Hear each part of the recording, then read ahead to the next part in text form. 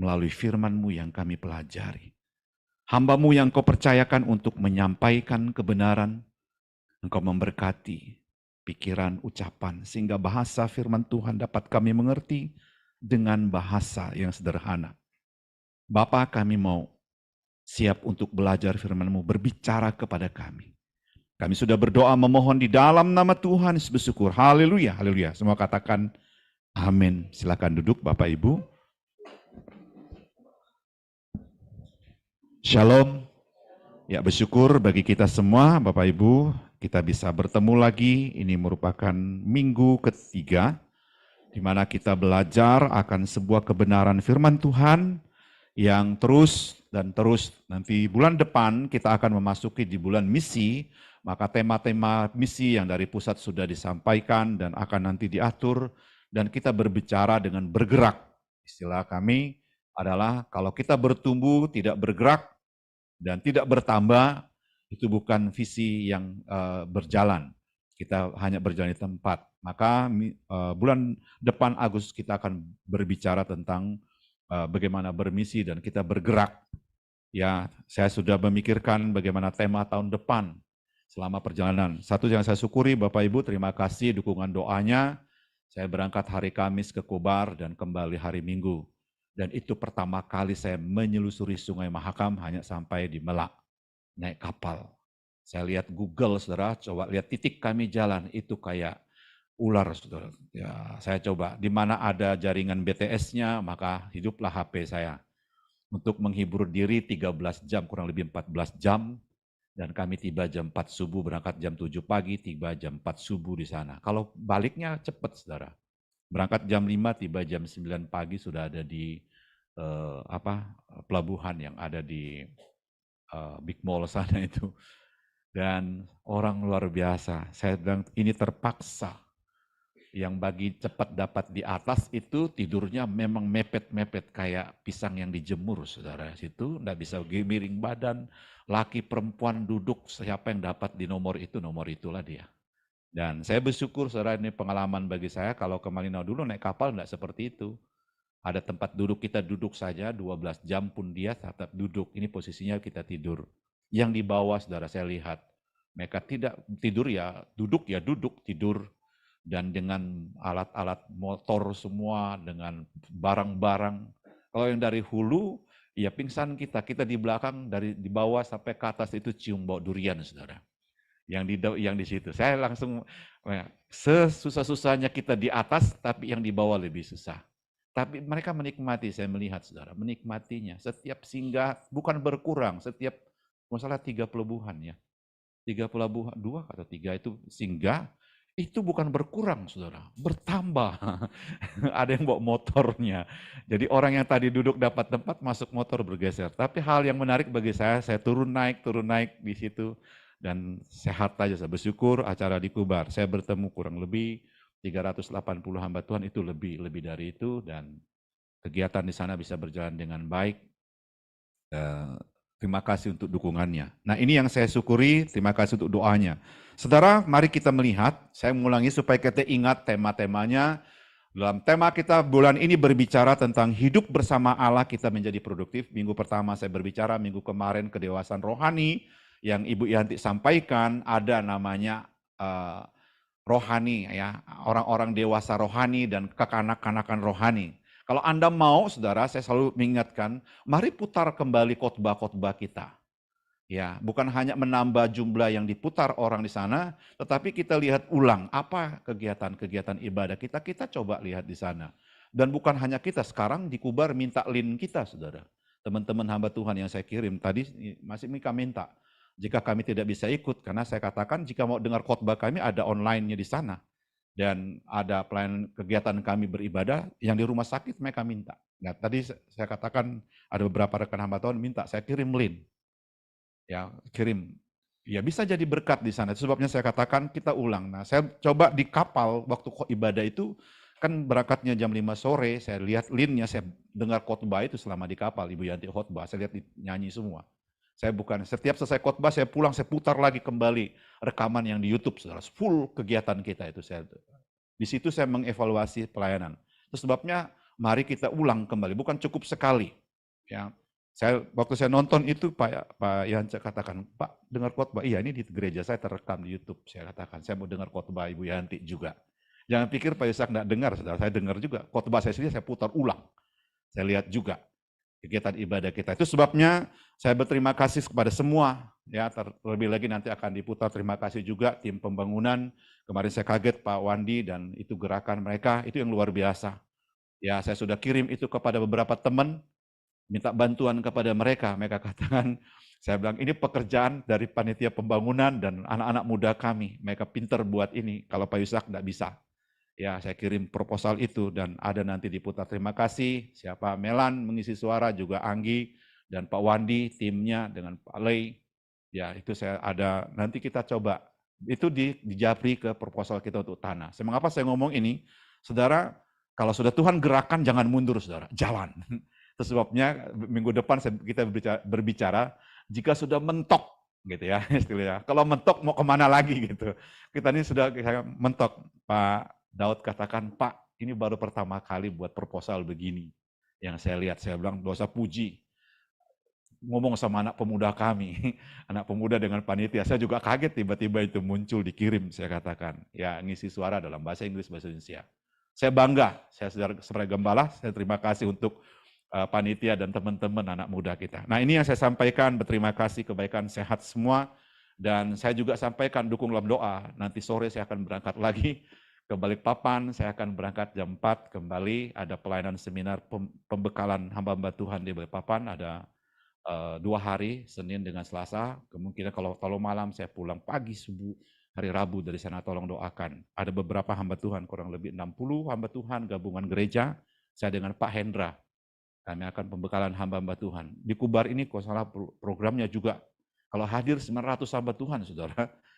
Ya, ada hamba Tuhan, mereka mau kumpulkan itu, saya diminta melakukannya. Tolong doakan, dan Kutim juga minta kemarin, mereka akan minta untuk pembekalan hamba-hamba Tuhan, mengupgrade hamba-hamba Tuhan. Saya juga tidak hebat, tapi saya pakai tim, membawa tim. Ya, Pak Hendra minta kemarin, dia bilang, Pak, sudah waktunya Bapak ikut saya. Saya bilang, kalau Jumat Sabtu, saya tidak mau, Pak.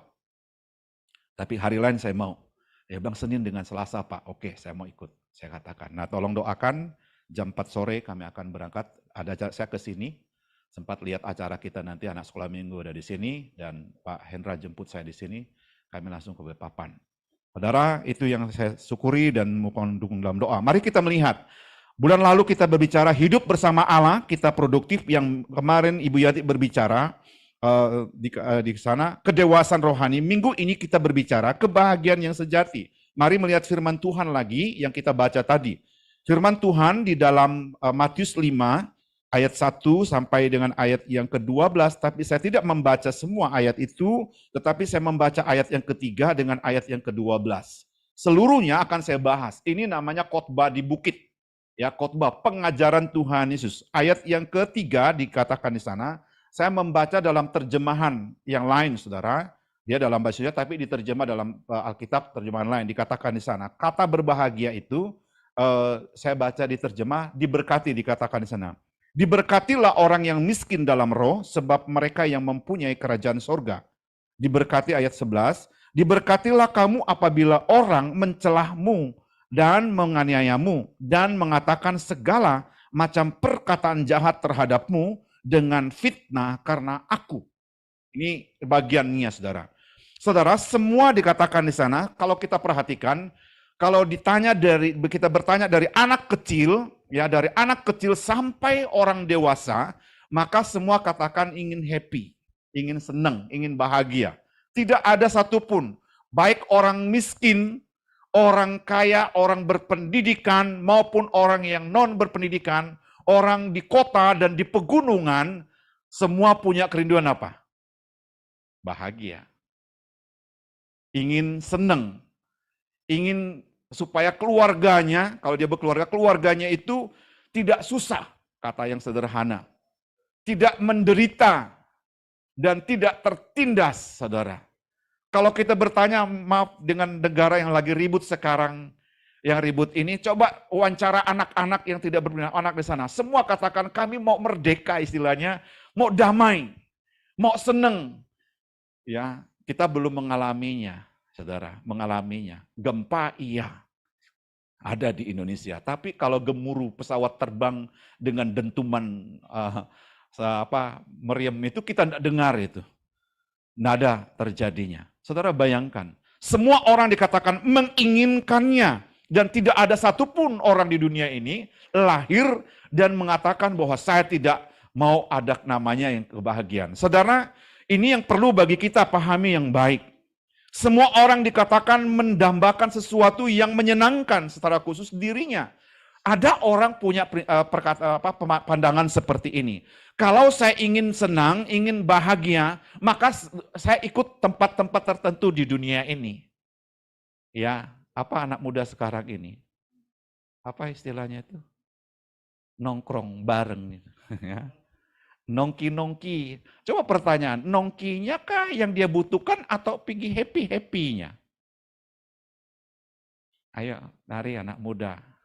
Bapak ibu juga kan bukan bapak-bapak. Ayo kita nongki yuk. Nongki apa? Minum kopi. Minum kopi 1 gelas, itu butuh 3 jam di sana. Coba di rumah, enggak sampai 10 menit, saudara. Bedanya tempat.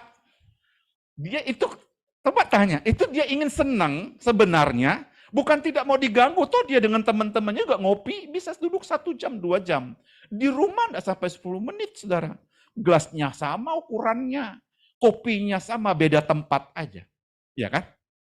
Semua pasti pingin. Ada yang punya ekspresi, pingin senang itu bahagia, menghilangkan kejenuhan. Ada yang punya ekspresi, dikatakan, saya baca beberapa ekspresi orang untuk membuat diri senang. Nanti besok saya ngomong itu dengan pendeta-pendeta juga di Balikpapan pada hari Senin. Ya, salah satu materi yang saya dikasih sama Pak Hendra itu saya pelajari dia. Ada yang bukan hanya saudara, sebagai jemaat pendeta, dia datang duduk, bawa pancing, saudara, nongkrongnya mancing. Dapat ikan kecil juga lepas, saya tertawa juga ada yang seperti itu. Ada juga yang jalan keliling kota, naik turun mall, pulang sama aja. Nanti sampai dia di rumah masih stres dia, saudara. Ngerti maksud saya? Pergi ikut pelayanan teng kembali dia ke rumah tetap stres dia. Bukan masalahnya di tempat pergi nongkinya itu, jalannya. Masalahnya ada di sini, saudara. Ada di sini. Kalau bebannya ada di otak kita, pikiran kita, ada di hati kita, mau naik pesawat ke kamu, bolak-balik naik pesawat ke, tetap tidak happy. Tapi kalau tenang di kepala, tenang di hati, orang jalan lihat orang di sana aneh-aneh, senyum sudah hilang, saudara. Jadi happy Anda. Makanya saya katakan sampai Bianti, kalau bawa kamu nih jalan di mall, pasti aneh-aneh. Ya saya bilang, saya datang ke mall itu bukan buat beban, saya mau menghibur diri. Makanya saya pernah ngomong di mimbar ini, Anda ke mall yang aneh. Menemukan orang aneh di mall membuat kita terhibur. Jangan, eskalator itu naik loh, kakinya ini tarik turun. Kalau kita di atas, kalau ke mall itu saya tidak lihat Griffin Mind, saya sering lihat orang di situ, saudara. Ini bukan cari pekerjaan. Karena daripada saya duduk dengan Griffin Mind di situ capek di Thomson itu, saya kadang saya berdiri saya lihat orang seperti ini, saya senyum-senyum, hilang bleng kepala saya sudah aman. Kenapa? Saya lebih stres dan ternyata ada orang naik eskalator itu kakinya gini, saudara, naik gini. Ternyata dia lebih stres, takut jatuh di situ. Yang lebih parah lagi naik ke mall, dia masuk ke mall dia bawa helmnya, saudara. Kan lucu bagi saya. Saya terhibur dengan itu, saya katakan, ya bagus juga. Stres-stresnya saya, ada orang lebih stres. Pergi ke mall, masuk mall, dia tenteng helm yang besar, jalan dalam itu. Right? Bagi dia tidak apa. Bagi yang lihat dia stres dan lucu, hilang saya stres, dia hilang stres, dia santai aja, saudara. Karena dia rasa lebih sayang helm. Ngerti mas saya? Berbicara tentang di sini dan di sini. Nanti saya ngomong nih, saudara. Inilah cara orang mengekspresi. Ada yang nyanyi, ada yang makan. Kalau stres ada yang seperti itu. Mencari kesenangan macam-macam. Ada yang pergi olahraga, ada yang jogging, ada yang dengar lagu, macam-macam untuk membuat hati senang. Makanya Amsal hilang, saudara. Amsal berbicara. Itu tidak salah. Jauh-jauh hari Amsal katakan, hati yang gembira adalah obat yang manjur. Bukan dunia yang menyediakan obatnya. Ternyata ada di dalam. Ada di dalam kita bisa melihat yang di luar. Kalau di dalam tidak beres, maka di luar juga akan menjadi menambah masalah. Saudara, perhatikan bagian firman Tuhan. berbicara tentang ini, maka Alkitab berbicara, khususnya khotbah di bukit, saya akan berbicara ini. Kalau ini di khotbah satu-satu, saudara, bisa 11, ya. 10 seri khotbah, satu poin aja cukup. Saya tidak membuat dia seperti itu. Ibu Yanti katakan, kamu khotbah itu, saya pernah lihat kamu pernah khotbah itu di ujung pandang. Saya khotbah satu. Ini 10 seri. Saudara perhatikan baik-baik, coba buka Alkitab Anda. Ada 9 kata berbahagia, diberkati, satu ayat saja yang berbicara bersukacitalah dan bergembira. Coba perhatikan baik-baik. Coba lihat di sana. Dari ayat yang ketiga, ada 9 kata di sana sampai dengan ayat yang ke-12 berbicara bunyinya. Berbahagialah, kalau kata terjemahan, diberkatilah. Ada satu ayat hanya mencetuskan 2 kalimat itu, dikatakan khususnya ayat yang ke-12. Bersukacitalah, bergembiralah. Happy, kalau tidak ada sukacitanya, apa ujungnya saudara? Kita coba main di ayat ini dulu, lihat kata ini. Orang tertawa sampai di rumah langsung apa? Tidak bisa senyum, hilang kan? Orang senang-senang di luar pulang ke rumah, orang senang-senang di luar masuk gereja langsung nggak bisa ngomong. Saudara ini 9 kata berbahagia dan 1 ke ayat itu berbicara menyangkut, 2 dikatakan berbahagia, dikatakan bersukacitalah, bergembiralah. Kunci dari berbahagia itu ada di situ. Mari kita lihat di bagian ini saudara. Saudara, bagian ini sama. Mengapa saya katakan diberkati dan berbahagia. Dalam bahasa terjemahan Yunani, Ibrani, kata ini sama. Makrios namanya. Sama diterjemah, Yunani dan Ibrani sama. Yang satu Ibrani katakan diberkati, itu kata yang sama. Yang Yunani berbicara, berbahagia juga yang sama. Kata yang sama. Itu berarti apa? Kalau orang itu berbahagia, pasti diberkati. Dalam susunan kosakatanya, orang yang diberkati pasti apa? Berbahagia. Orang yang berbahagia pasti diberkati. Dibolak-balik 2 kalimat dalam terjemahan ini sama. Saya akan masuk dalam isinya, saudara. Coba Anda perhatikan. Dunia mempersiapkan kebahagiaan itu macam-macam. Tempatnya, apapun modelnya dunia. Tapi Tuhan Yesus mengajar sesuatu tentang pengajaran yang berbahagia, yang benar itu seperti apa. Mari lihat satu-satu.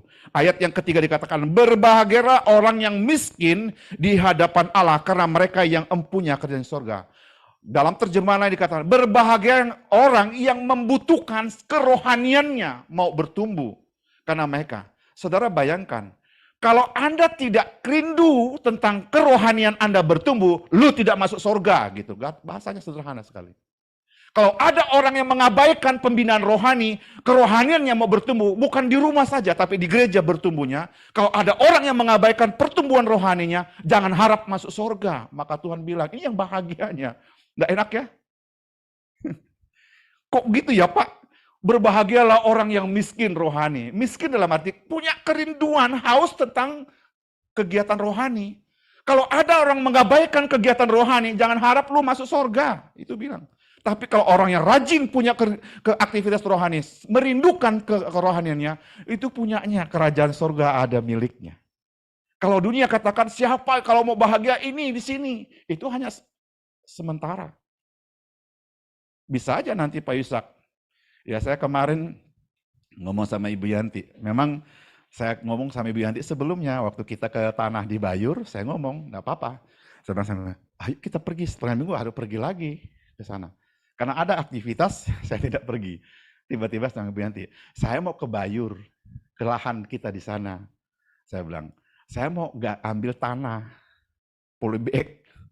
Saya bilang, saya mau ngambil tanah di sana, saya bawa cangkul. Ibu Yanti kata, ayo sekaligus lihat buah. Saya ngomong ibadah rumah di tempat kelompok doa tempat Ibu Yuli. Bu Yuli jangan beritahu saya ke sana. Saya mau jalan. Saudara pergi ke sana. Selesai kita panen, orang panen juga saudara. Ternyata Ibu Yuli bilang ini, panenin semua ya Pak Yusa daripada sakit hati. Saya bilang, saya sudah manjat, Ibu Yuli suruh panen semua. Saya bilang, ya saya ambil aja istilahnya. Apa yang bisa. Dari buah yang tersisa, buah lai itu ternyata saya lihat jolok mereka, saudara. Yang kita itu lain. Yang kita buat untuk ngejatuh rontok itu beda semua. Ibu Yanti keluar, saudara. Keluar ke depan, itu rumah itu ada warung sebelah, rumah yang bapak sebelah. Ibu Yanti belanja, tanya. Lebih lucu, saya mau tertawa ya. Bukan saya yang susah, saya bilang. Kalimat saya, yang punya buah siapa? Siapa yang panen gitu kan. Pertama kesel juga saya, saudara. Kesel karena saya harap dapat. Ditinggallah buah yang kecil-kecil, buah cempedak tuh ya, yang kecil-kecil. Siapa Reval yang panjat ya. Nah mau juga Reval mau panennya, karena dia yang kecil-kecil ditinggal. Yang gede-gede dipanennya, saudara. Saya tidak tahu siapa, saya tidak menuduh siapa. Tapi ibu itu ngomong cerita.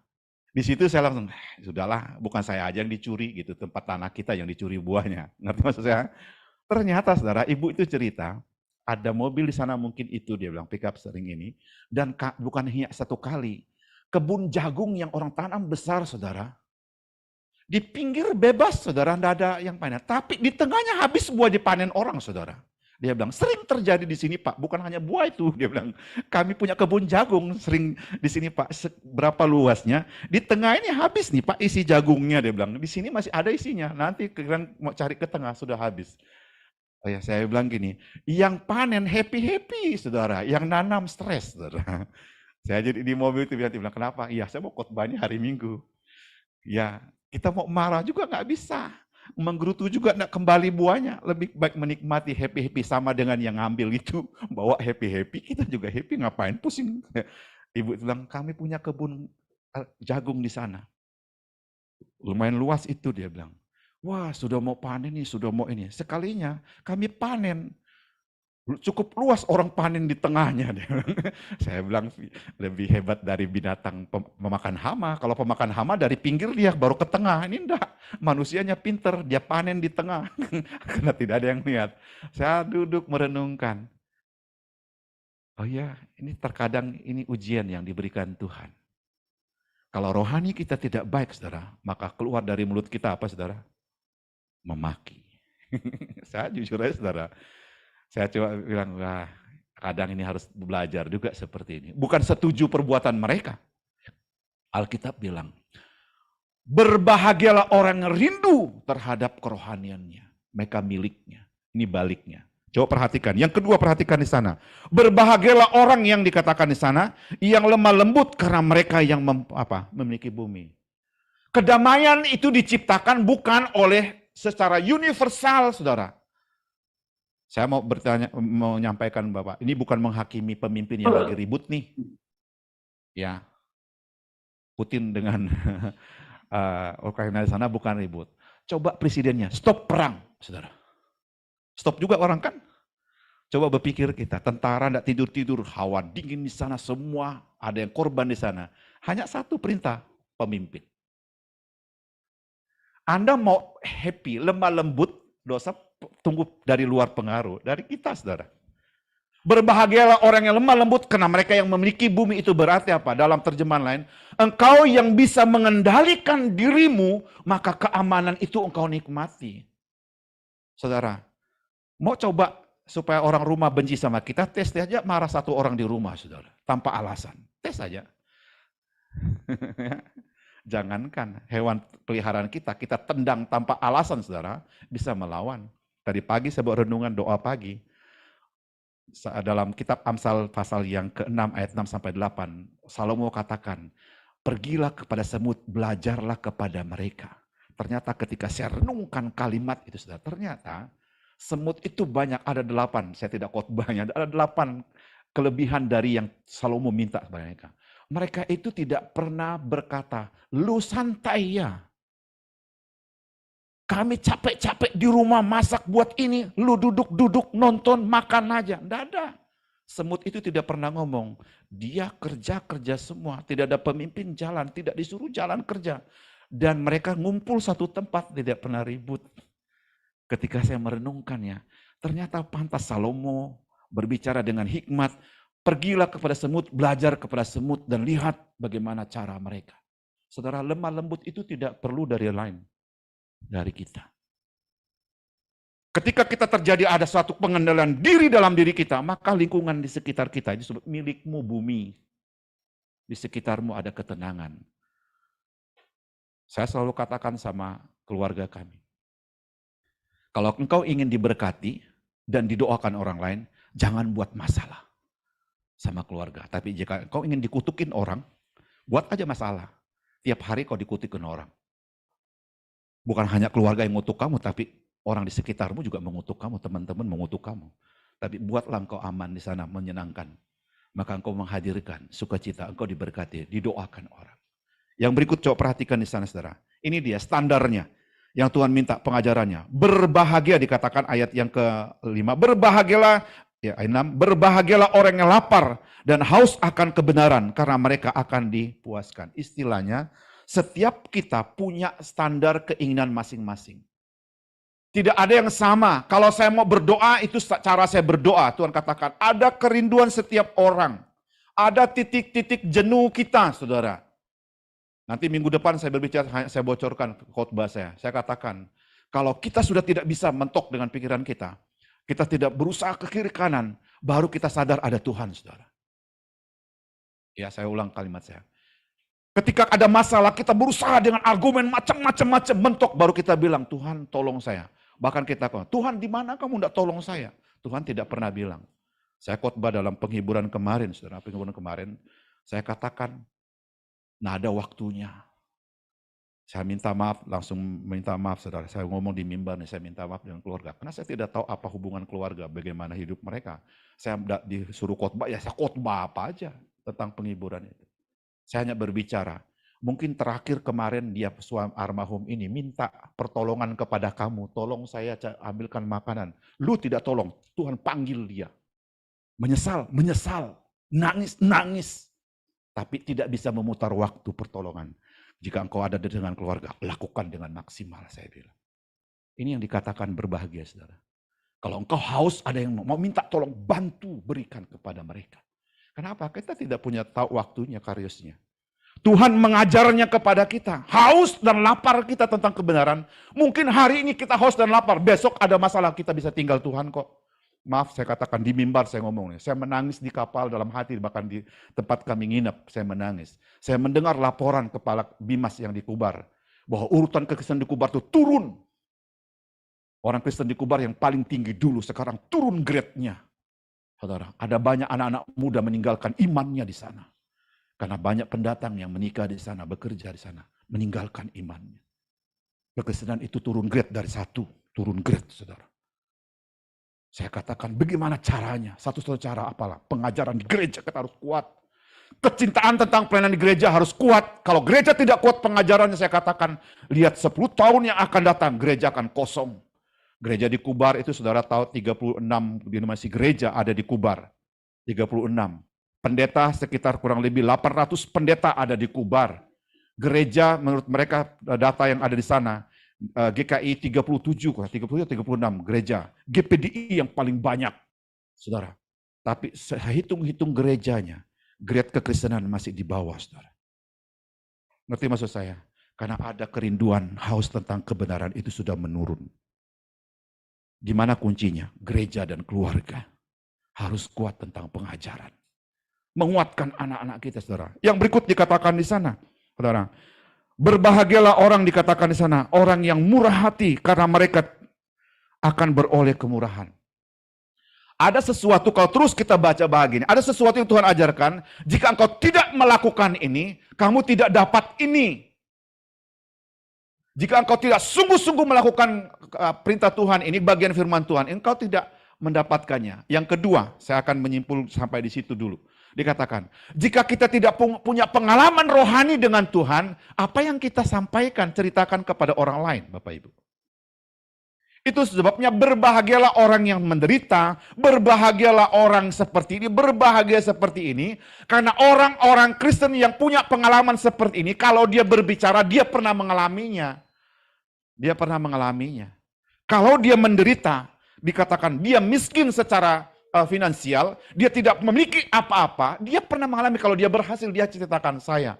Ada beberapa pengusaha di Samarinda nih yang Kristen saya tahu. Dari penjual pisang goreng menjadi orang kaya di Samarinda ini. Tapi ada juga orang kaya yang sombong saya temukan di ujung pandang. Saudara. Sombong sekali dengan kekayaannya. Tuhan kasih miskin, hancur semua usahanya. Ada. Dari orang yang biasa-biasa menjadi Tuhan angkat dia kecintaannya dengan Tuhan. Tuhan berikan fasilitas sama dia dukung pelayanan. Ada juga orang yang punya kekayaan luar biasa. Saudara, Tuhan kasih miskin karena sombong. Saya bertemu dengan pengusaha besar, saya ngomong aja di mimbar, saudara. Pengusaha besar di Indonesia ini, punya beberapa bank. Wah, kalau bertemu dengan dia, saudara, ngomong dengan dia, nah ada, semua kita diremehkan ya. Ketika Krismon, saudara, 8 bank yang dibawa dia, kolaps semua, berhutang sampai hari ini, belum bisa bayar uang orang. Yang Krismon itu, saudara. Beberapa bank di ujung pandang di mana, bank-bank di mana dia. Kolaps, saudara. Dan saya bertemu beberapa tahun waktu saya ke Jakarta, bertemu dengan anaknya. Bertemu dengan dia. Yang tadi rumahnya, saudara, dibuat kayak pulau. Dibuat ikan hiu di antara itu, saudara, di sungai itu, pulau sana. Saya bilang, kalau anakmu masuk di situ, anakmu yang dimakan ikan hiu itu. Pernah saya masuk ke situ, saudara. Tapi sekarang bukan miliknya orang lain. Dia rumahnya biasa-biasa aja. Ngerti maksud saya? Jangan sombong. Tuhan bilang, orang yang rendah hati akan Tuhan angkat. Kalau engkau berbicara pengalaman rohanimu kepada orang lain, karena engkau mengalaminya. Itu sebabnya pengajaran Tuhan Yesus ini terbalik kayak dunia. Kalau dia katakan begini kamu lakukan, kamu dapat upahnya. Tuhan Yesus katakan berbahagialah orang yang menderita. Berbahagialah orang punya lembut. Berbahagia kalau kita sana. Berbahagialah orang yang apa? Membawa damai. Bagaimana mungkin saya bisa bawa damai kalau hati saya tidak damai? Berbahagialah orang yang mengalami penderitaan, penyiksaan di sana. Kalau kita tidak mengalaminya, apa yang kita bicarakan ke orang? Makanya murid-murid katakan, kok berbahagia? Kalimatnya kan, kok berbahagia ya Tuhan? Diberkatilah orang yang apa? Menderita. Kok tidak masuk akal bagi saya? Saudara, ketika saya merenungkan bagian firman Tuhan ini dan membacanya tadi pagi dan malam saya membacanya, baru saya mengerti. Kalau kita mampu 9 berbahagia itu, saudara, baru ayat yang ke-12 jadi. Coba ulang ya. 9 bahagia itu kita lewati step-stepnya. Baru saya coba gambar dia. Yang mudahan Griffin jangan lihat gambar saya di meja. Saya buat anak tangga ini.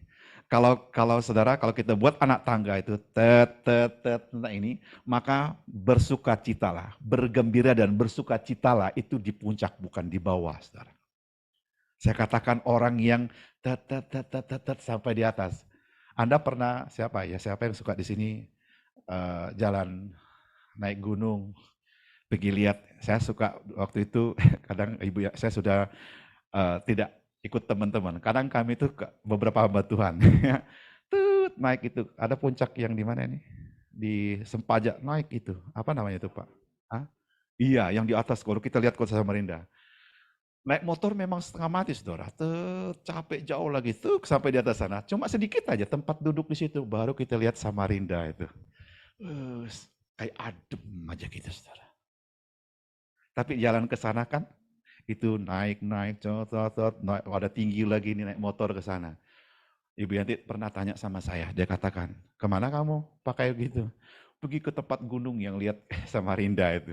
Dia bilang, bisa saya ikut motor naik nanti nih, saya ganggu dia naik.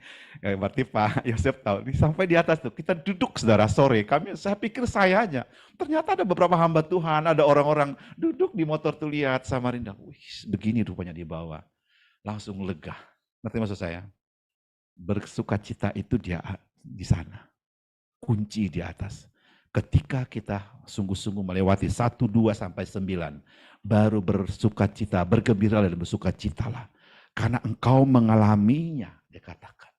Karena nabi-nabi juga pernah mengalaminya. Jadi nabi mengalami penderitaan, kesusahan, kita juga mengalaminya. Kalau kita bilang, aku juga mengalaminya, kata Tuhan Yesus. Jika engkau dinista, saudara perhatikan ayat yang ke-11 dikatakan, berbahagialah kamu jika karena aku kamu dicela, dianiaya, dan kepadamu difitnah segala yang jahat. Ada 3 kata yang tidak baik. Apa kata di ayat yang ke-11 dikatakan? Karena aku kamu apa? Dicela, Dan juga karena aku kamu dianiaya. Dan karena aku juga kamu apa? Difitnah. Ini hukum pidana semua, saya cari ini saudara. Ternyata kalau kita memfitnah orang, pidana 3 bulan paling rendah. Hukum pidana. Ada satu hukum, saya lupa pasalnya kemarin, ada hukum KUHP di rumah, saya beli bukunya saudara. Ternyata ada satu pasal di situ, di mana kalau saya ngomong misalnya sama Pak Wandi atau Pak Yosep ngomong, Pak Yosep dengan Pak Wandi rasa tersinggung, saya bisa dipidana 3 bulan saudara. Membuat perasaan saya tersinggung, kalau gitu pendeta lah yang paling banyak masuk pidana. Kan? Ada pasal tuh, saya lupa, 3 berapa ya? Saya lupa kemarin. Itu pasalnya, siapa yang berbicara kepada orang lain, membuat orang tersinggung, maka dia bisa dipidanakan, hukumnya paling rendah 3 bulan, paling tinggi itu 12 bulan. Wah, saya bilang kalau Tuhan Yesus ngomong tuh kasar betul dalam Alkitab, hei setan, hai iblis, wah pidana betul itu. Ternyata ketika dia bicara, jika engkau difitnah, jika engkau dicela, dianiaya karena aku, dia katakan, ayat yang ke-11 dikatakan di sana, kepadamu dikatakan di sana, maka kita adalah orang yang apa? Paling berbahagia. Wah kalau gitu Om, mulai besok biar saya dihina di ini orang, senang aja Om. Hati-hati juga, sumbu pendek juga kita nih saudara. Biar saya Pak Yusuf ngomong di mimbar nih, ya, bisa sumbu pendek juga kita. Tanpa alasan kita dihina bisa marah juga kita. Bisa ngomong. Tapi apa yang Tuhan ajar pada kita? Siapa yang bisa mengendalikan semua ini, dia bisa memiliki kerajaan sorga. Saudara. Ini aja kuncinya, saya menyimpulkan. Siapa yang mampu bertahan dalam semua 9 bahagia diberkati ini, dikatakan melewatinya, dialah yang layak untuk masuk kerajaan sorga. Saya tidak tahu kita ini sudah naik kelas berapa, saudara. Ya, jujur aja. Terkadang saya juga, jangankan itu saya katakan. Saya belajar di luar itu, ada anjing kami di luar itu. Pokoknya orang lewat gok, saya lihat dia, kalau dia sering gonggong, saya perhatikan. Ternyata dia duduk santai aja, lewat orang gok, gok, gok. Saya bilang, lu kalau berdiri orang takut dalam hati saya. Dia juga enggak tahu saya marah sama dia, karena saya dari dalam hati, ngapain saya marah sama dia ya? Saya juga mempertanyakan diri saya, kenapa saya ngomong dia? Dia anjing kami duduk saudara, orang lewat di gonggongnya, tapi dia tidak berdiri. Dia ngadap orang itu, tapi kepalanya dari sana sampai orang lepas di sudut itu. Nanti datang lagi lepas di rumah satu, tidak dia lihat. Tapi saya yang risih di dalam saudara. Ngerti maksud saya? Bahasa sederhana. Orang lain yang sibuk dengan kegiatannya, kita yang pusing kan? Kita yang jengkel. Ya. Akhirnya kebahagiaan itu hilang. Saya menyimpulkannya di sini, saudara. Jangan sampai kebahagiaan itu hilang. Karena apa? Stimulusnya ada di sana. Stimulusnya ada di sini. Tapi kebahagiaan itu bisa, kebahagiaan sejati. Buat dia di dalam hati kita. Buat dia di sini. Apapun masalah pergumulan di luar sana, tidak akan menghilangkan kebahagiaan dalam hati dan pikiran kita. Mari kita berdoa. Tuhan, terima kasih. Jujur kami berkata kepada Tuhan, kami tidak mampu. Sekalipun satu kalimat yang memberi jaminan bagi kami dari firman Tuhan ini. Bergembiralah kami, bersukacitalah kami, karena kami mengalaminya. Karena para nabi, orang-orang yang beriman mendahului kami juga mengalaminya. Kami melihat kegembiraan dan sukacita itu merupakan kekuatan bagi kami. Tetapi kami harus melewati 9 bahagia yang Tuhan izinkan kami alami. Mungkin kami pernah difitnah orang. Mungkin kami pernah dicelah orang. Mungkin kami juga pernah dibenci orang. Atau mungkin kami juga merasa bahwa kehadiran kami tidak membawa damai bagi orang lain. Bisa jadi kami tidak lemah lembut kepada orang lain, kasar. Tuhan tolong kami. Kami ingin diberkati. Kami ingin memiliki kebahagiaan yang sejati itu Tuhan punya. Tuhan katakan bagi kami, jika kami mampu melewatinya, kami yang layak memiliki kerajaan surga. Berkati hamba yang menyampaikan, yang bisa mampu melakukan firman ini. Berkati jemaat Tuhan yang hadir mendengar maupun yang ada di rumah dimanapun. Biarlah kami yakin bahwa kebahagiaan sejati itu hanya ada dalam Tuhan Yesus. Di dalam nama Tuhan Yesus bersyukur berdoa untuk firman-Mu. Haleluya. Haleluya. Amin.